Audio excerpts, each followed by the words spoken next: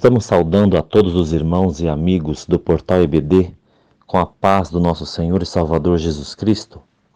Esta é a leitura diária da sexta-feira, dia 10 de maio de 2024. Nós estamos no segundo trimestre, estudando sobre o seguinte tema: a carreira que nos está proposta, o caminho da salvação, santidade e perseverança para chegar ao céu. Lição número 6, as nossas armas espirituais. Para a nossa meditação de hoje, foram selecionadas duas passagens que estão em Mateus 4, de 1 a 4 e Atos 13, 2 e 3. O título dado para essa leitura foi O jejum, um instrumento espiritual indispensável na caminhada. Está escrito assim na palavra de Deus. Mateus 4, de 1 a 4. Então foi conduzido Jesus pelo Espírito ao deserto, para ser tentado pelo diabo. E tendo jejuado 40 dias e 40 noites, depois teve fome. E chegando-se ele, o tentador, disse: Se tu és o Filho de Deus, manda que estas pedras se tornem em pães. Ele, porém, respondendo, disse: Está escrito, nem só de pão viverá o homem, mas de toda a palavra que sai da boca de Deus. Atos 13, versículos 2 e 3. E servindo eles ao Senhor e jejuando, disse o Espírito Santo: Apartai-me a Barnabé e a Saulo, para a obra a que os tenho chamado. Então, jejuando e orando, e pondo sobre eles as mãos, os despediram. Amém. Meus amados irmãos, nós estamos falando nessa semana a respeito das nossas armas espirituais e nesta semana já falamos, por exemplo, a respeito da oração, né? Foi a nossa meditação de ontem. Isso significa que, sem dúvida nenhuma, a oração é uma prática realmente indispensável, né?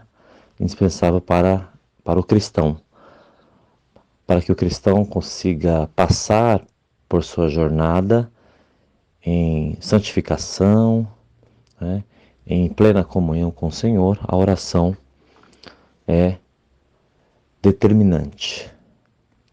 E aí sim, imprescindível, né? Não é possível abrir mão da oração. Nesse sentido,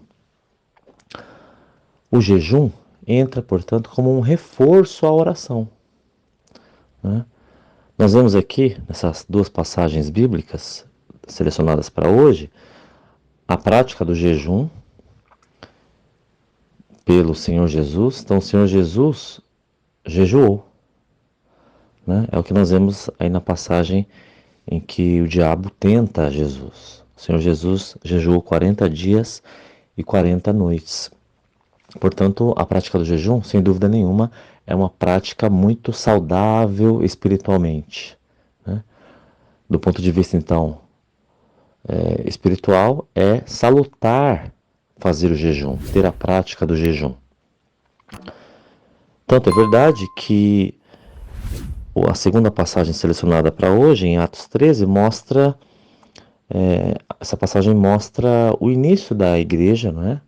No caso, a igreja em Antioquia, quando o apóstolo Paulo vai ser chamado para ser digamos assim, o reserva de Barnabé, né? E a igreja tinha esse costume, esse hábito saudável de jejuar. Mas devemos entender que o jejum é, sem dúvida nenhuma, um reforço à oração. Ela aprofunda a comunhão do servo de Deus com o Senhor, nosso Deus. E aí é recomendável, sim, que o cristão jejue, desde que, claro, considerando que o jejum é um reforço, desde que o jejum não vá comprometer a saúde do cristão, né? Há pessoas, por exemplo, que dependem de certos remédios, né? E para a ingestão desses remédios, para a administração desses remédios, é preciso que a pessoa beba água, por exemplo, ou leite, por exemplo, né? E aí, nesse sentido, esse cristão, se jejuar, o jejum pode causar um dano à sua saúde e um dano, portanto, ao seu corpo, o que vai, naturalmente, poder desagradar a Deus, né? Já que a pessoa precisa também tomar cuidado com o seu corpo, não é verdade? Por isso que nós estamos entendendo que o jejum é um reforço à oração, ele aprofunda, ele colabora para a comunhão com Deus, porque a pessoa se abstém de certos alimentos por determinado tempo, ou horas e dias, né? E aí a pessoa aprofunda a sua comunhão. Vejamos, por exemplo, o que a nossa declaração de fé diz a respeito do jejum. Quando fala do jejum, a nossa declaração de fé, na página 146, quando está tratando do assunto da adoração, né, ela diz assim: o jejum é uma prática frequente entre nós na vida diária dos crentes, individualmente e também em reuniões de culto, com objetivo específico, como acontecia nos tempos bíblicos. Né? E aí são citadas algumas passagens. O jejum bíblico, diz a declaração de fé, é a abstinência de alimento acompanhada de uma atitude pessoal de contrição, né, de quebrantamento, de dedicação e devoção por certo tempo, com o propósito de afastar-se para buscar a Deus e dedicar-se a Ele de maneira exclusiva. Também a declaração de fé, no finalzinho, quando fala a respeito do jejum, ainda acrescenta que trata-se de um ato voluntário de acordo com a necessidade de cada irmão ou cada irmã, cujo tempo dessa consagração é de decisão pessoal que envolve horas ou até mesmo dias.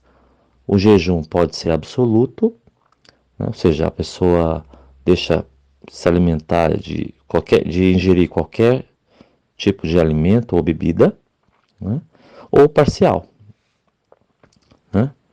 Então é absoluto quando a abstenção envolve não comer nem beber. E é parcial quando geralmente se a pessoa se abstém de se alimentar de comida sólida, não é?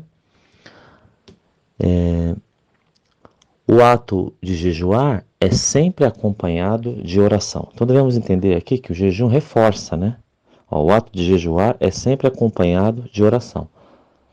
A oração é um exercício espiritual, já colabora com a arma espiritual, né? Funciona como uma arma espiritual do cristão. E o jejum reforça isso. Não é possível jejuar sem orar, né? Porque senão vira na verdade, uma dieta, né? A pessoa está fazendo dieta em vez de se aproximar de Deus. Por isso que o jejum é um reforço à oração, né? Reforça ainda mais, aprofunda ainda mais, né? Então estamos entendendo que o jejum serve dessa maneira, atua dessa maneira. É uma prática saudável. O Senhor Jesus deu o exemplo da prática do jejum. A igreja, no início da sua história visível, também praticava o jejum, como lemos em Atos 13, e, portanto, temos o exemplo do Senhor Jesus, temos o exemplo dos primeiros cristãos, e a igreja, ao longo do tempo, vem praticando o jejum. E aí lembramos, reforçamos que o jejum é entendido como um reforço à prática da oração, para que o cristão aprofunde a sua comunhão com o Senhor. Isso, sem dúvida, vai colaborar como uma arma espiritual, e assim o cristão poderá seguir no caminho rumo ao céu. Que Deus nos ajude e estejamos sempre em comunhão com o Senhor. Amém.